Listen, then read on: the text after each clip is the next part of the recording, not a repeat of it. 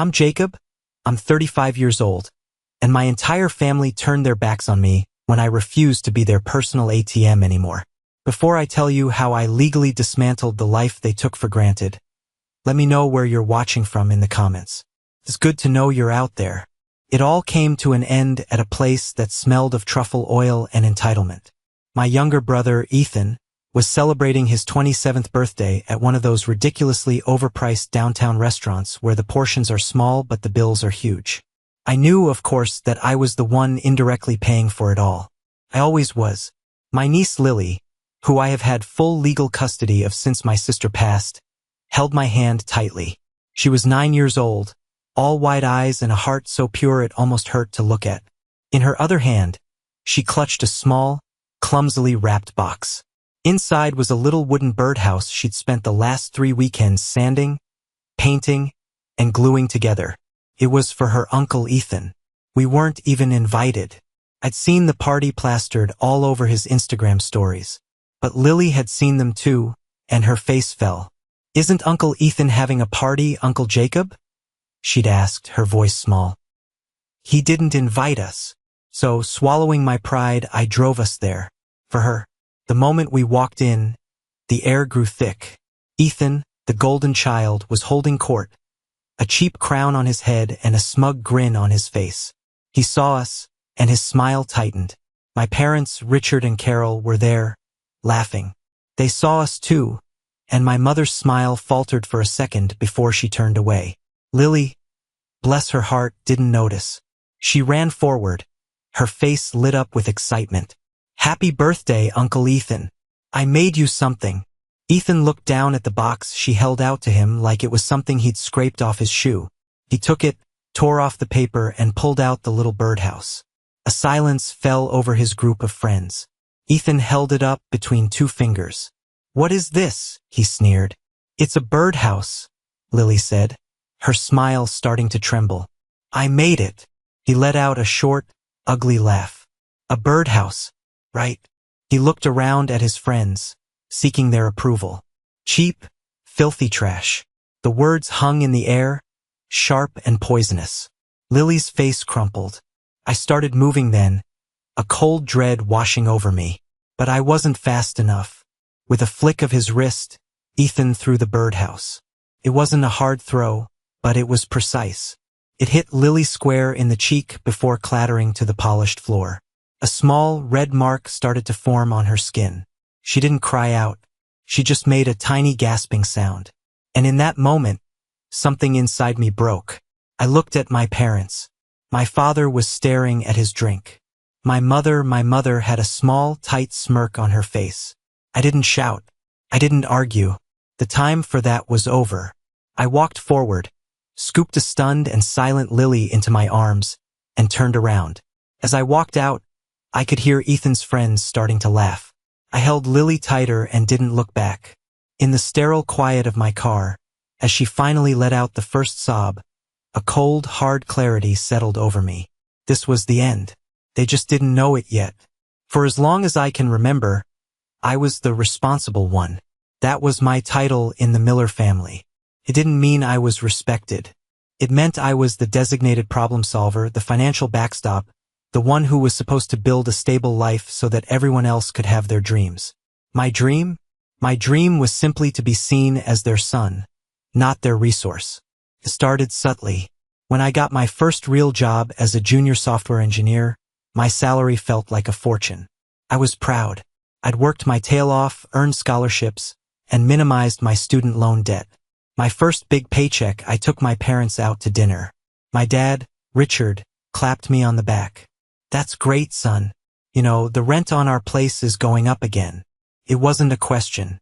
It was a statement of fact, delivered with the clear expectation that I would fix it. And I did. I started covering the $1,300 a month rent for their 2-bedroom apartment. At first, I felt proud to do it. Felt like I was giving back. But soon, giving back became the baseline. Ethan, who was 8 years younger, was the artist, the free spirit. That was his title. It meant he didn't have to work a job he didn't love. It meant his failed attempts at being a musician, a painter, a poet were seen as romantic struggles, not irresponsibility. While I was pulling all-nighters debugging code, he was finding himself on a trip to Thailand, funded by a mysterious benefactor that my parents swore wasn't them. But somehow my bank account was always lighter after their vague calls about Ethan's opportunities. My sister, Lily's mother, was the only one who saw it. She was the rebel. She had moved out at 18, married a man my parents disapproved of, and kept her distance. "They're users, Jacob," she told me once, over a rare coffee. "They see you as a retirement plan, not a son." I'd brushed it off, hurt by her cynicism. I see now she was just being honest. After she and her husband died in that horrific car accident, I fought for custody of Lily. It wasn't easy. My parents made a half-hearted attempt talking about family values, but when they realized it meant actual responsibility and financial cost without a return, they backed off. Getting custody of Lily was the single best thing I ever did. She became my world. My successes were always met with a new expectation. I got a promotion and a significant salary increase. My mother, Carol, called me the next day. "Jacob, honey, that's wonderful. Ethan's car is on its last legs. A young man needs a reliable vehicle to get to his additions. So I bought him a car. A brand new, top-of-the-line BMW. Not because I thought he deserved it, but because I was tired. I was tired of the guilt trips, the passive-aggressive comments, the endless, draining manipulation. I thought maybe, just maybe, this grand gesture would finally be enough. It would buy me peace. Didn't. It just raised the stakes. It proved to them that the well would never run dry. I remember showing them my plans to buy my own small house, a place with a yard for Lily. My father looked at the blueprints and said, "Looks a bit small. Are you sure you'll have room for us when we get older?" Every conversation was a transaction. My love and effort were inputs, and their expectations were the only output. They never asked about my stress, my work, my life. They only asked about my salary. They didn't see me. They saw a solution. And Ethan. They saw him as the family's soul, the one worth investing in, while I was just the guy who paid the bills for the investment. About 6 years ago, Ethan came to me with what he called a once-in-a-lifetime opportunity. He'd discovered a passion for pottery. He wanted to open a boutique ceramic shop in the trendy part of town. He came to my apartment, not with a vague idea, but with a full-blown business plan. It was glossy, well-designed, and filled with projections. A 30% profit margin, breaking even in 18 months, tapping into the tourist market. I was skeptical. I'd seen a dozen of Ethan's passions fizzle out, but this time felt different. He seemed serious. He'd done research, and my parents, they were glowing. "Isn't he brilliant, Jacob?" My mother cooed, looking at the proposal. "He has my artistic flair. He just needs a little push." My father nodded gravely. "This is it, son. This is the one that puts the Miller name on the map. You have to help your brother." The ask was for $70,000. It was a staggering amount of money. It was a huge chunk of my savings, the money I was setting aside for Lily's college fund, the down payment on that house with the yard. I hesitated. Every rational part of my brain was screaming no. But then I looked at their hopeful faces. I looked at Ethan, who for the first time seemed to be looking at me with something other than entitled expectation. Maybe this was it. Maybe this was the thing that would finally make him self-sufficient. Maybe this would get them all off my back. Maybe this would finally make us a normal family. But I wasn't a complete fool. The engineer in me took over. I told them I would consider it, but under very strict conditions. This wouldn't be a gift. It would be a formal business loan. I hired a lawyer, a man named Mr. Harrison, a sharp, no-nonsense professional. I wanted everything buttoned up and legally airtight. He drew up a contract. The loan was for 5 years at a 5.5% interest rate, with monthly payments of $1,400. The principal was due at the end of the term, and I insisted on one more thing: collateral. "What do you mean, collateral?" Ethan asked, his confident demeanor faltering for the first time. I said, looking him straight in the eye, "that if you default on this loan, I need security. Something that guarantees I get my investment back." My parents were aghast. Jacob, this is your brother. You don't trust him? My mother cried. This isn't about trust, Mom. This is business, I said, my voice firm. The brand new BMW I bought you, Ethan. That's the collateral. You'll sign the title over to a holding company managed by Mr. Harrison. As long as you make your payments, it's your car. If you stop, it's not. There was a tense silence. Ethan looked at my parents, expecting them to fight for him. But he wanted the money more than he wanted the argument. He reluctantly agreed. He signed the papers. My parents signed as witnesses, their smiles thin and forced. I transferred the $70,000. As I watched the numbers leave my account, a part of me felt sick. But another part, a naive, hopeful part, whispered that this was it. This was the investment that would finally pay off, not in money, but in peace. I was wrong. It was just the price of admission to the final, devastating act of our family's drama. For the first 6 months, it actually worked. A direct debit of $1,400 left Ethan's account and entered mine on the 1st of every month. The store, Earthen Forms, opened with a small local buzz. His Instagram page filled with photos of tastefully arranged pots and smiling tourists. He had over 2,000 followers. My parents would send me every positive comment, every little mention in a local blog. See? We told you he had it in him. Their texts would read. I allowed myself to feel a flicker of pride, of relief. Maybe I had been too cynical. Maybe he had finally grown up. The first missed payment came in the 7th month. The direct debit bounced. When I called him, he was full of apologies. Oh man, Jacob, so sorry. Switched bank accounts, the autopay got messed up. I'll send it over right now. He did, a day later. The next month, it was late again. This time, the excuse was a big kiln repair. Cost a fortune. Bro totally wiped me out. Can I get it to you next week? The excuses became a monthly ritual. A slow supplier. A bad tourist season. An unexpected tax bill. Each one was delivered with a casual, almost bored tone, as if my $70,000 was a minor inconvenience he had to deal with. My colleague David, one of the few people I considered a true friend, noticed the strain on my face. I eventually told him the whole story. He listened patiently, then shook his head. Jacob, you're a brilliant engineer, but you're a terrible investor when it comes to your family. This isn't a business. It's a money pit with a pottery wheel in it. You need to pull the plug. I defended Ethan, but my words felt hollow even to me. The real alarm bell rang on a Friday afternoon. I had to pick up a document from a client near Ethan's shop, so I decided to stop by, see how things were really going. It was 3 p.m., prime time for retail in that area. The shop was dark. A closed sign hung crookedly in the window. Peering through the glass, I could see a layer of dust on some of the shelves. A few wilting plants sat by the window. It didn't look like a thriving business. It looked abandoned. I called Ethan. He answered on the 3rd ring, his voice loud over the sound of music and laughter. Hey, bro, what's up? I'm outside your shop, I said, trying to keep my voice even. It's closed. There was a slight pause. Oh yeah, had to run some errands. Supplier stuff. You know how it is. It's 3 p.m. on a Friday, Ethan. Your lights are off. Just mark it as a slow day, man. Give me a break, he said, his voice laced with annoyance.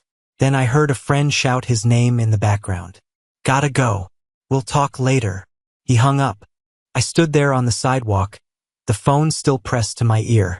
He wasn't at a supplier. He was at a bar or a party. And that's when I saw it, tucked under the windshield wiper of his gleaming BMW parked across the street. A bright yellow parking ticket. I walked over. As I got closer, I saw something else on the passenger seat. It was a receipt from a fancy steakhouse from the night before. The total was over $400. For $100. For one meal. While he couldn't pay me the money I'd loaned him. The money for Lily's future. I didn't say anything. I just drove home. A cold knot tightening in my stomach. The cracks were no longer just cracks. The entire foundation was beginning to crumble. And I had a terrible feeling that I was the only one who was going to be buried in the rubble. The week of Ethan's 27th birthday arrived, and I heard nothing. No call, no text, no invitation. I told myself it didn't matter. I was busy with a major project at work, a potential promotion on the line. I was spending my evenings helping Lily with her homework and her new passion project. She had discovered woodworking, of all things, in a school art class, and she was obsessed. Our small apartment balcony was now a makeshift workshop, covered in sawdust. I found out about the party the way you find out everything these days, through the curated, deceptive glow of social media. It was a Wednesday night. Lily was asleep, and I was scrolling through my phone, my mind numb from a long day of coding. And there it was, a post from one of Ethan's friends. It was a photo of the invitation. It was ostentatious, gold embossed, announcing Ethan's epic 27th birthday bash at Le Fiori, one of the most exclusive restaurants in the city. My thumb hovered over the screen. I tapped on the tagged profiles. There were dozens of posts, people gushing about their invitations. The comments were all the same. Can't wait. This is going to be legendary. My own brother's birthday party, and I was finding out about it like a stranger. A quick scan of the guest list confirmed it. My parents were tagged. My cousins were tagged. A whole host of people I barely knew were tagged. But I wasn't. Neither was Lily. A familiar, bitter taste filled my mouth. It was the taste of being taken for granted, of being the family utility, essential but invisible. I was good enough to fund the party, but not good enough to be invited to it. The next morning, Lily saw a post over my shoulder as I was making breakfast. It was a picture of my cousin showing off the dress she was going to wear. "Is Uncle Ethan having a party?" she asked, her voice innocent. My heart sank. "It looks like it, sweetie," I said carefully. Her face fell. The disappointment in her eyes was a physical blow. "He didn't invite us. Maybe the invitation got lost in the mail," I lied, hating myself for it. "But I was making him a present," she whispered, looking over at the nearly finished birdhouse on the balcony. "I wanted to give it to him, and that was it." That was the moment my own hurt was eclipsed by hers. How could they do that to her? She was 9. She was a child who had already lost so much. She adored her uncle, blind to all his flaws. "You know what?" I said, forcing a bright smile. "We're going to finish that birdhouse, and it's going to be the best present he gets. And we are going to go to that party and give it to him." Her face lit up. "Really? Absolutely?" I said, my voice full of a conviction I didn't feel. "He's your uncle. We're family. Of course we're going."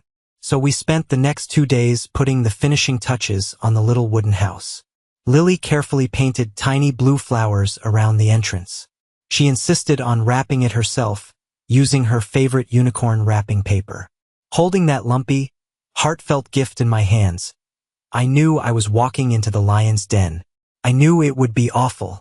I knew it would be humiliating. But I had to do it for her.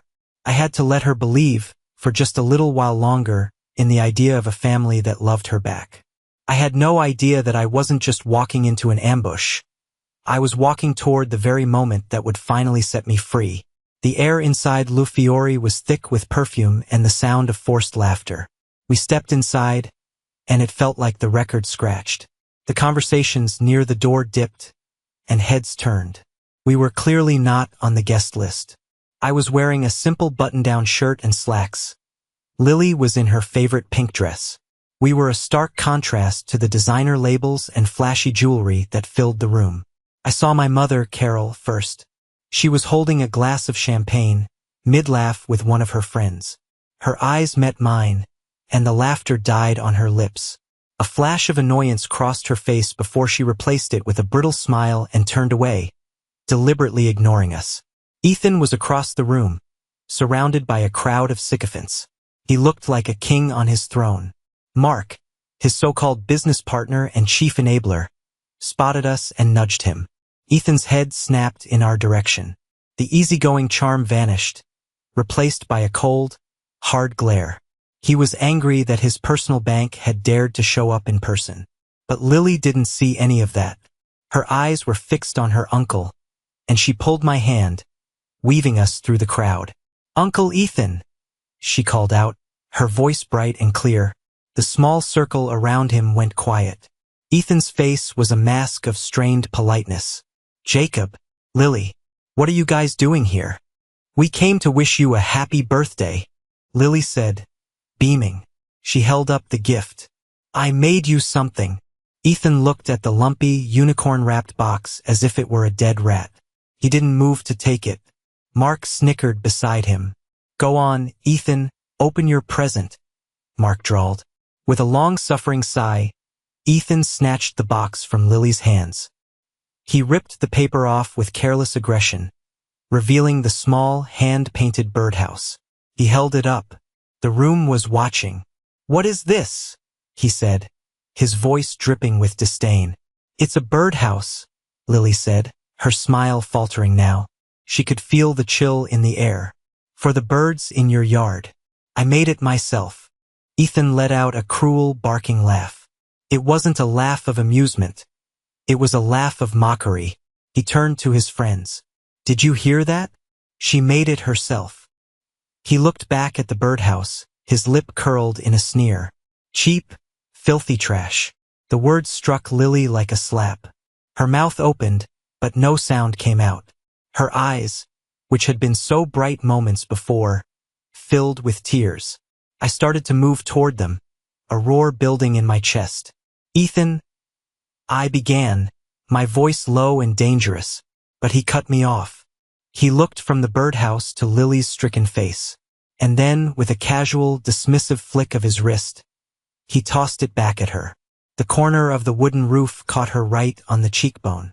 It wasn't hard enough to do real damage, but it was shocking. A small red welt immediately began to form. She let out a choked gasp, her hand flying to her face. The world stopped. I looked at Ethan's smug, unrepentant face. I looked at his friends, some of whom were now laughing openly. And then I looked at my parents, who were standing just a few feet away. My father was staring intently at the floor, refusing to meet my eyes. My mother was watching. Her lips pressed into a thin, tight smirk of satisfaction. She was enjoying this. She was enjoying seeing my daughter, her own granddaughter, being humiliated.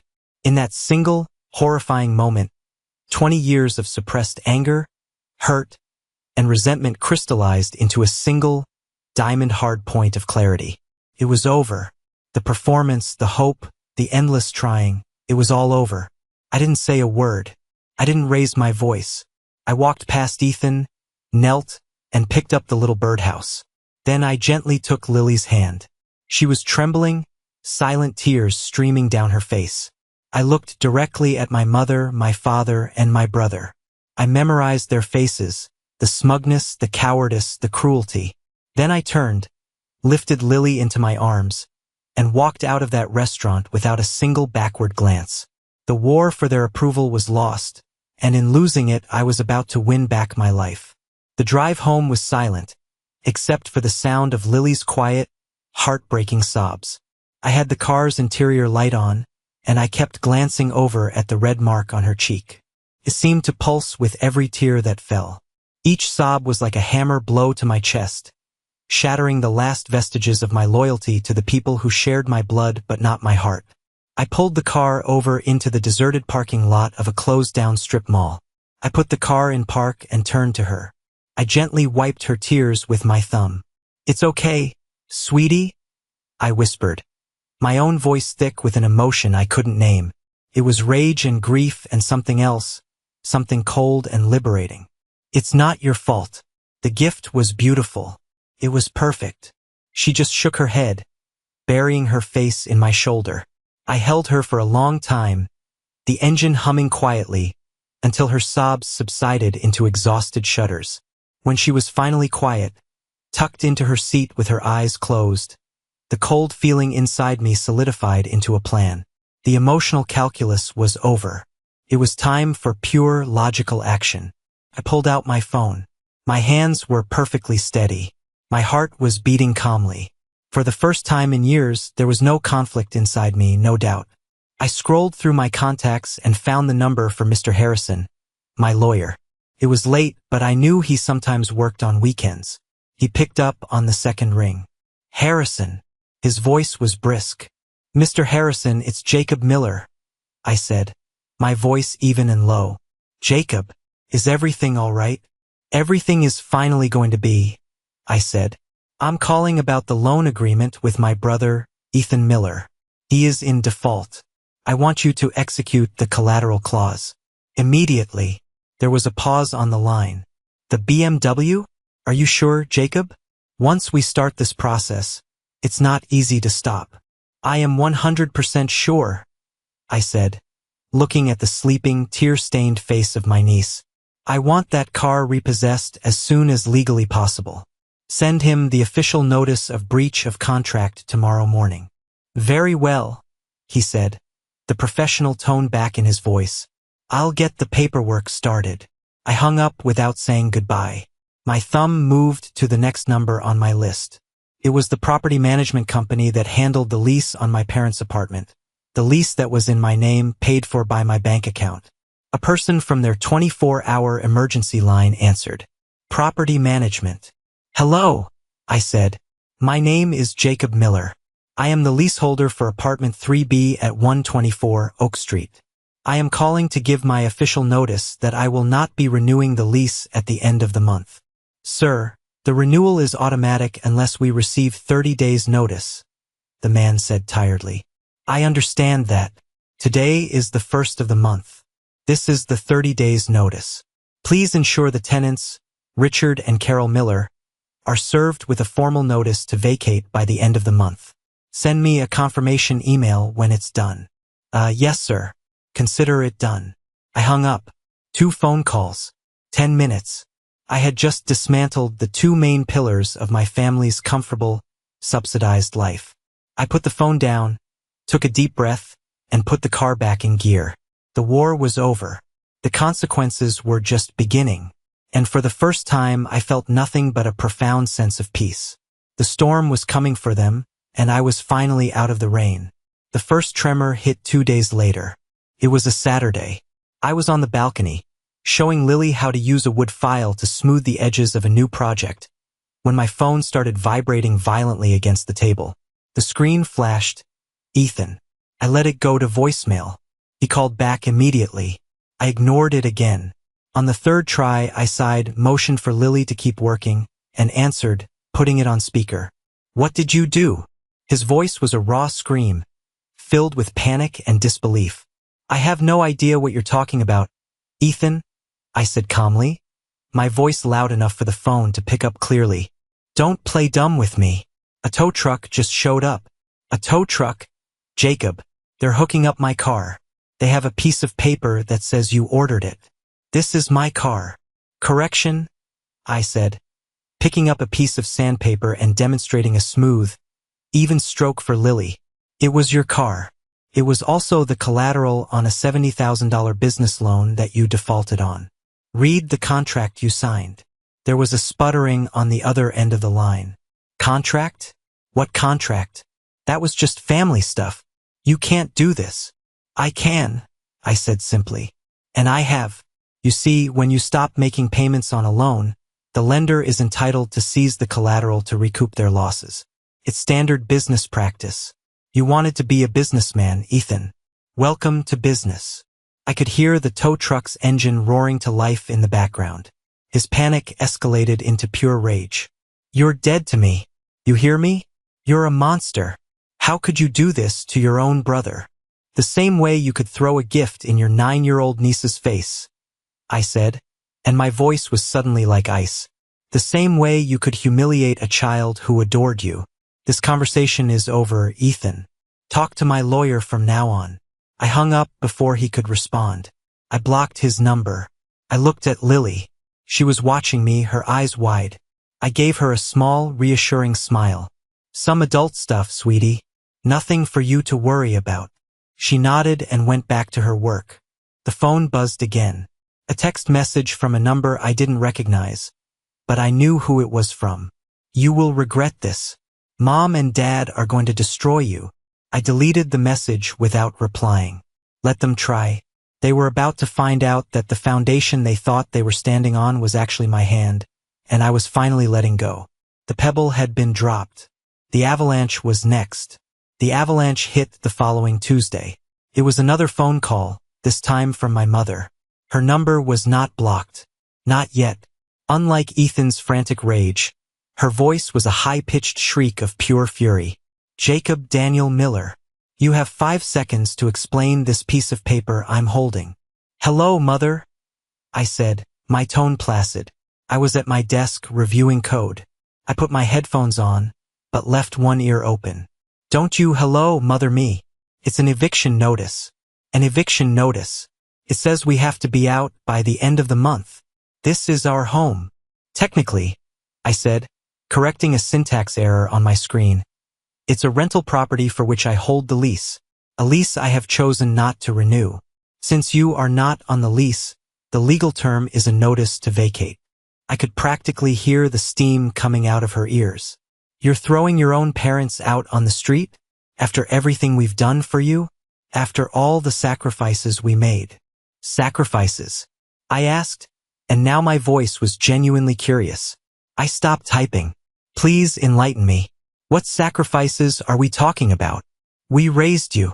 We fed you. We sent you to a good school so you could get that fancy job of yours. She screeched. And then, in her rage, she made her biggest mistake. She finally said the quiet part out loud. I always told Ethan that you owed him this. You owed us all. You got the good brain, the easy path. He was the sensitive one, the one who struggled. It was your duty to take care of him, to make up for the fact that you had it so easy. This is how you repay us? By treating him like a criminal and making us homeless. That was it. Twist foo too. It wasn't just passive favoritism. It wasn't just overlooking Ethan's flaws. It was a calculated, long-term philosophy. They had actively taught my brother that he was entitled to my life's work. They had poisoned him against me from the start, framing my success not as something I had earned, but as a debt I owed to him. My throat tightened, not with sadness, but with a clarifying rage. All the years of feeling guilty, of feeling like I was never doing enough, it was all a lie they had manufactured. Thank you, Mom, I said, my voice eerily calm. Her tirade stopped short. What? Thank you for finally being honest with me. You've made this all so much easier. I hung up the phone. Then I blocked her number. I blocked my father's number. I went through my contacts and blocked every aunt, uncle, and cousin who had ever acted as their flying monkey. The wall hadn't just crumbled. I had taken a sledgehammer to it, and I was finally stepping out into the light. For a few weeks, there was a strange, unnerving silence. It was the calm before the final, desperate assault. I knew they wouldn't go quietly. They had lost their leverage, so their only remaining weapon was shame. I had just moved my team to a new office building downtown. It was sleek, modern, all glass and steel, a symbol of the success I had built for myself. The new location was confidential. I hadn't told any family members.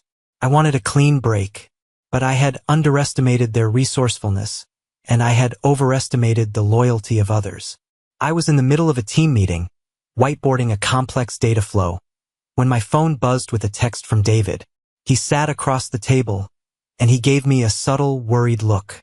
The text read, "You have a situation in the lobby." Code red. A cold feeling washed over me.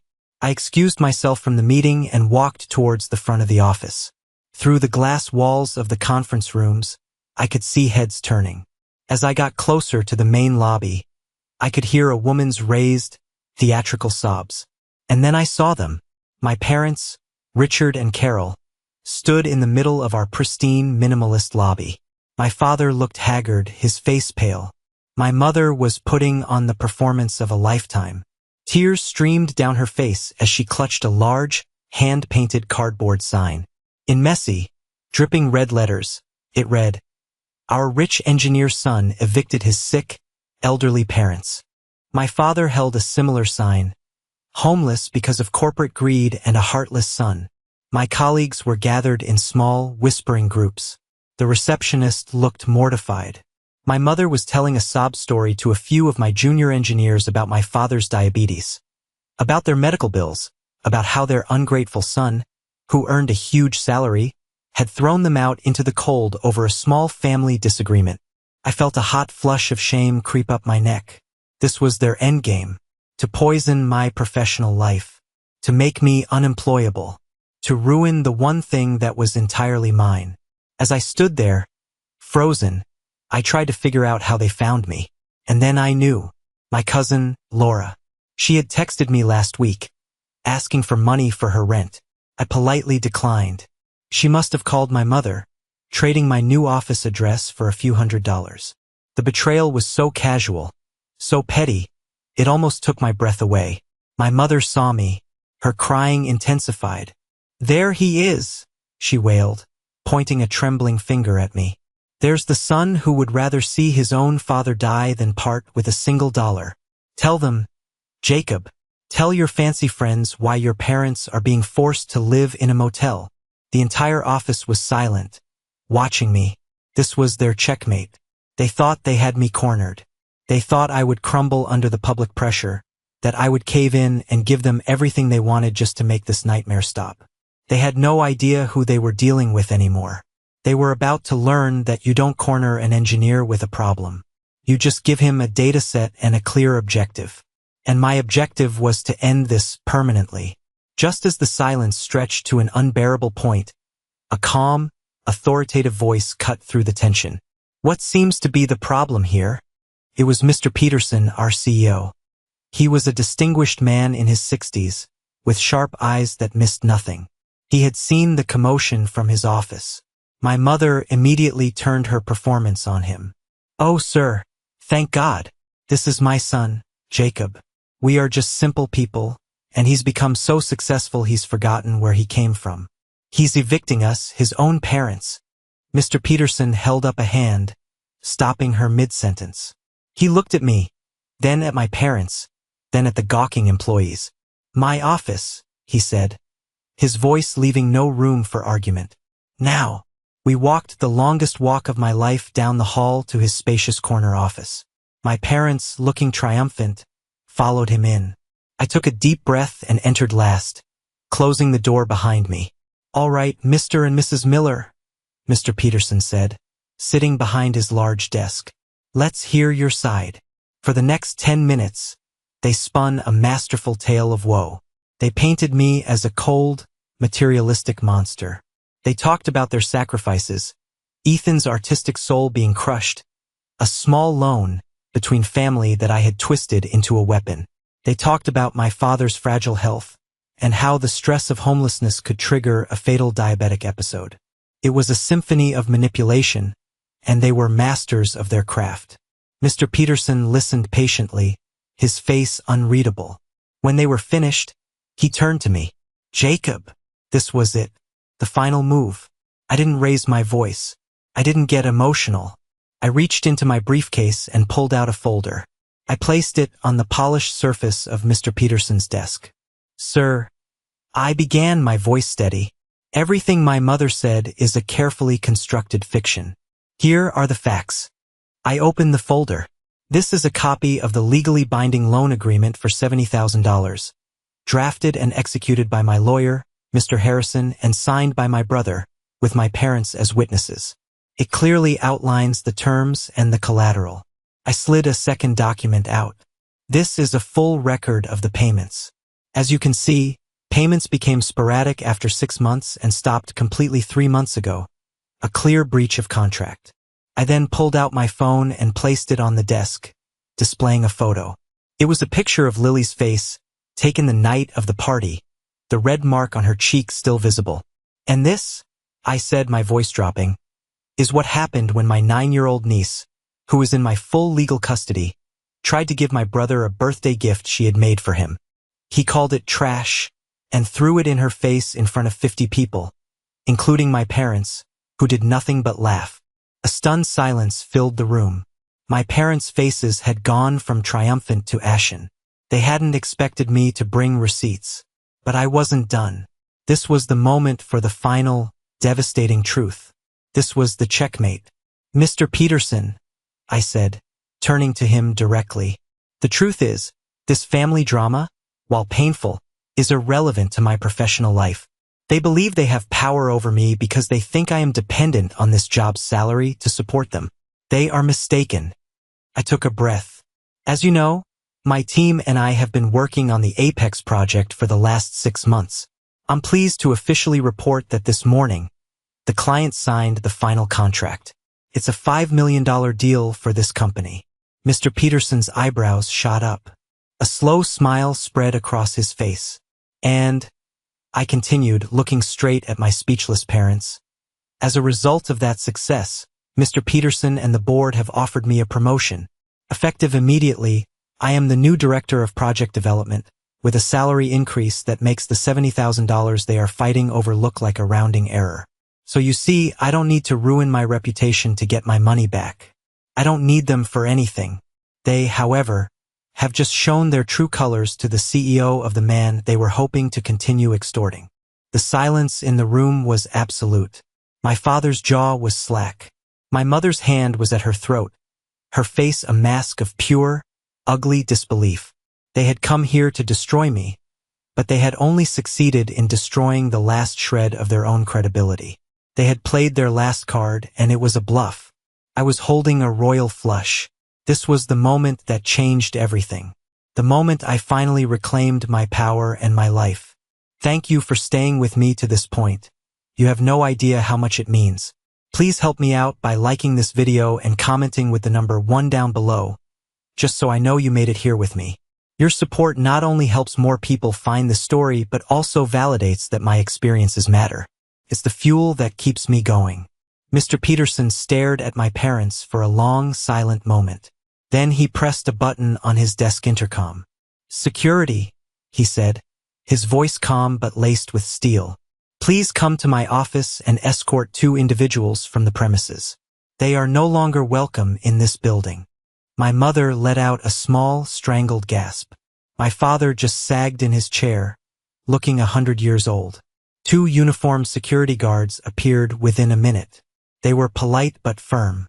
As they led my parents out of the office, my mother shot me a look of pure, unadulterated hatred. It didn't affect me. I felt nothing but a vast, empty relief. When they were gone, Mr. Peterson looked at me. "Jacob," he said, standing up and extending his hand. "Congratulations on the promotion. You earned it. And for what it's worth, you handled that with remarkable professionalism. Don't worry about this incident. We have your back." The fallout in the extended family was swift. The story my parents told was that their cruel son had his own parents arrested at his fancy office. But they had made a critical error. My cousin Sarah, the reluctant witness who had been at the birthday party, had been horrified by what she saw. When she heard my parents' version of events, she'd had enough. She wrote a long post on Facebook, tagging everyone in the family. She described the party in vivid detail. Ethan's sneer, the sound of the box hitting Lily's cheek, my mother's smirk. She called them out for their lies and their cruelty. Her post acted as a truth bomb, shattering the narrative my parents had tried to create. The tide of family opinion, for what it was worth, turned decisively in my favor. The consequences for Ethan were catastrophic. The story of what he did to Lily, a small, grieving child, spread like wildfire through the tight-knit artisan community. People started boycotting his shop. His few remaining suppliers cut ties with him. The landlord, already fed up with late rent payments, used a clause in the lease to change the locks. Earthen Forms was officially dead. My parents, true to the notice, were forced to leave their apartment. With no savings and terrible credit, their only option was a rundown Motel 6 on the edge of town, the kind of place where you pay by the week and don't ask questions about the stains on the carpet. The price was $900 a month, a fortune for them, now that their primary source of income was gone. The comfortable life I had provided was officially over. They were finally living with the consequences of their own choices. I thought the public humiliation at my office would be their last move. I was wrong. Desperation makes people ugly. It was about 1 in the morning, a week after the office incident. I was woken up by a loud, insistent banging on my apartment door. Bang, bang, bang. Lily shot up in her bed, her eyes wide with fear. "Uncle Jacob, what's that?" "Stay here," I said, my voice low. I crept to the door and looked through the peephole. It was Ethan. He was drunk, his face red and blotchy, his hair a mess. He was leaning against the doorframe for support. Bang, bang, bang. I know you're in there, Jacob. Open the door, you coward. He slurred, his voice echoing in the silent hallway. You ruined my life. Everything is gone because of you. I didn't open the door. I didn't say a word. I walked back to my room, picked up my phone, and dialed 911. 911, what's your emergency? Hello, I said, my voice quiet and steady. My name is Jacob Miller. My brother is intoxicated and attempting to break down my door. I have a minor in the apartment with me. I need assistance. I gave them the address. Within 10 minutes, I heard the sirens. I watched through the peephole as 2 police officers confronted Ethan. He tried to argue, then he got aggressive. It ended with him in handcuffs, being put in the back of a patrol car for public intoxication and disturbing the peace. The next morning, I was at the courthouse. I filled out the paperwork, attaching a copy of the police report. I didn't hesitate. I filed for a restraining order against my own brother. It was granted. He was legally forbidden from coming within 500 feet of me, my home, my workplace, or Lily's school. It felt surreal taking legal action against my own family. But it wasn't really family anymore, was it? It was just a group of people I used to know, people who had become a threat to the safety and peace of the one person who mattered most to me. The door I had refused to open for Ethan that night was more than just a physical barrier. It was a symbol. It was the final, uncrossable line. I had locked them out of my life and I had thrown away the key. A year can change everything. The first thing I did after getting the restraining order was move. I used my new director's salary to buy a small house in a quiet, green suburb an hour away from the city. It wasn't huge, but it had a yard with a big oak tree and, most importantly, a 2-car garage. We changed our phone numbers. I got a new, unlisted email address. We effectively disappeared from the lives of anyone who could be a conduit for toxicity. The silence was bliss. That garage became our sanctuary. I converted one half of it into a proper woodworking shop for Lily. We spent our weekends there. The air filled with the scent of sawdust and wood stain. I taught her how to use a jigsaw, how to measure twice and cut once. Her skill, her focus was astounding. The clumsy birdhouse was replaced by intricate jewelry boxes, carved animal figures, and beautiful, smooth-sanded picture frames. The work healed her. It gave her a way to pour her creativity and her grief into something tangible, something beautiful. Healed me, too. Watching her create, watching her smile again, a real, unburdened smile. It was the greatest return on investment I could ever imagine. My life at work blossomed. Freed from the constant emotional and financial drain of my family, I could focus all my energy on my new role. I led my team to successfully launch 2 more major projects. Mr. Peterson became a mentor to me. He and his wife even came over for a barbecue one afternoon. They marveled at Lily's workshop and bought a jewelry box she had made. The pride on her face was worth more than any contract. We built a new family, a chosen family. David and his wife became our regulars for Friday night pizza and movies. Some of my neighbors, a kind older couple, became Lily's surrogate grandparents. They taught her how to garden. Our lives were not defined by blood, but by love, respect, and mutual support. The pinnacle of that year came during the annual county fair. Lily, encouraged by her art teacher, entered one of her creations into the youth woodworking competition.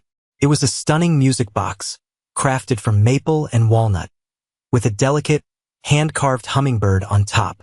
We stood in the crowded exhibition hall, waiting for the judges to announce the winners.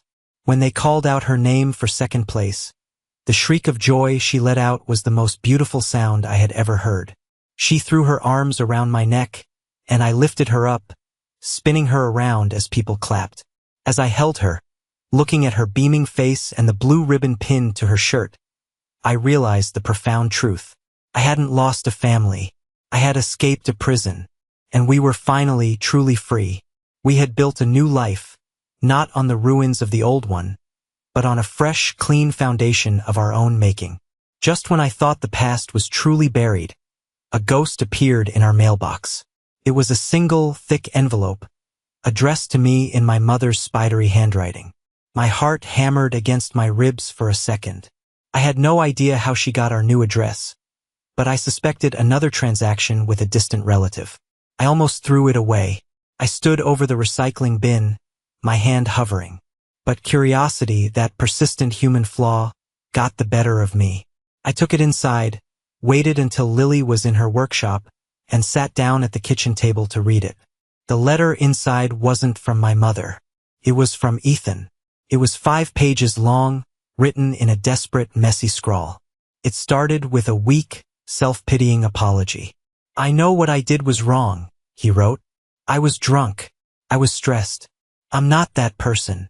There was no mention of Lily's name. Then, it devolved into a long, rambling litany of his misfortunes. The business was gone. He was drowning in debt. The BMW being sold at auction hadn't even covered half of what he still owed me, and now Mr. Harrison's firm was talking about wage garnishment if he ever got a real job. He'd been arrested. He had a criminal record. He couldn't find work. He was living on a friend's couch. The second half of the letter was about our parents. Their life in the motel was a nightmare. My father's health was failing. His diabetes was out of control, and without the good insurance I used to provide, his medical bills were piling up. My mother had taken a second job as a cleaner, her hands raw and chapped. He painted a grim, Dickensian picture of their suffering. Every sentence was crafted to elicit guilt. He wrote about the good times when we were kids, the memories I had long since realized were illusions. He talked about family, and blood, and forgiveness.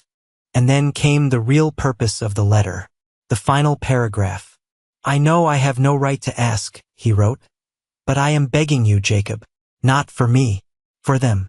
They need you. I need you. We are broken without you. We made a terrible mistake. Please, just one last time, help us. We can't survive without you." I read the letter twice. The old Jacob, the Jacob from a year ago, would have been torn apart by it. He would have felt the crushing weight of responsibility, the stab of guilt. He would have started calculating how he could fix it, how he could save them, even at the cost of his own happiness. But I wasn't that Jacob anymore. I saw the letter for what it was. It wasn't an apology. It was an excuse. It wasn't a plea for forgiveness. It was a plea for a bailout. It was the same manipulation, wrapped in the language of desperation. He hadn't learned a thing. He wasn't sorry for what he did. He was sorry for the consequences he was facing. They all were. I thought about the red mark on Lily's cheek. I thought about my mother's smirk. I thought about the signs in my office lobby. I thought about 20 years of being their tool, their utility, their solution. I stood up, walked over to the kitchen counter, and took out a single postcard from a drawer. It was a picture of the Grand Canyon we had visited last summer. I turned it over, took a pen, and wrote 5 simple words. "We are not a family." I wasn't sure if I would even send it. The act of writing it was enough. In the end, I didn't send the postcard. It felt like a final shot in a war that was already over. It was unnecessary. Silence was a more powerful answer. I took Ethan's 5-page letter and walked out to the garage. The comforting smell of fresh-cut pine filled the air. Lily was there, headphones on, humming along to some pop song as she carefully sanded the wing of a wooden eagle. She was so focused, so content. Her world was no longer filled with anxiety, with the tension of walking on eggshells around adults who were supposed to love her. Her world was peaceful. It was safe. It was ours. I looked at the letter in my hand, at the desperate, looping words. It was a portal to another life, a life of endless obligation, of manufactured guilt, of being a supporting character in someone else's story. It was an invitation to go back to prison. I walked over to the corner of the workshop where we kept the new paper shredder I'd bought for my home office. I turned it on. The machine hummed to life. I took the first page of Ethan's letter and fed it into the slot. The machine whirred, and the page disappeared, turned into a meaningless confetti of cross-cut strips. I fed it the second page, then the third, the fourth. And the fifth. With each page, I felt a weight I didn't even know I was still carrying lift off my shoulders. It was the last echo of their voices in my head, the last remnant of their hold on my conscience. And now it was just trash. Lily looked up and pulled off her headphones. "What was that?" she asked, smiling. "Just some junk mail," I said, smiling back. And for the first time, it didn't even feel like a lie. I realized then that family isn't about blood. It's not about obligation or shared history. It's about who shows up when you need them. It's about who protects you, who respects you, and who makes you feel safe. It's about the family you build, the family you choose. Looking at my brilliant, resilient, happy niece, I knew I had made the right choice. My family was right here in this garage, covered in sawdust. And it was more than enough. Thank you for listening to my story. I hope it resonated with you in some way. It's not easy to talk about these things, but I believe in the power of sharing our experiences. Have you ever been in a situation where you had to make a difficult choice to protect your own peace? I'd be honored to read about it in the comments below. And please don't forget to like and subscribe for more stories. Your support truly means the world.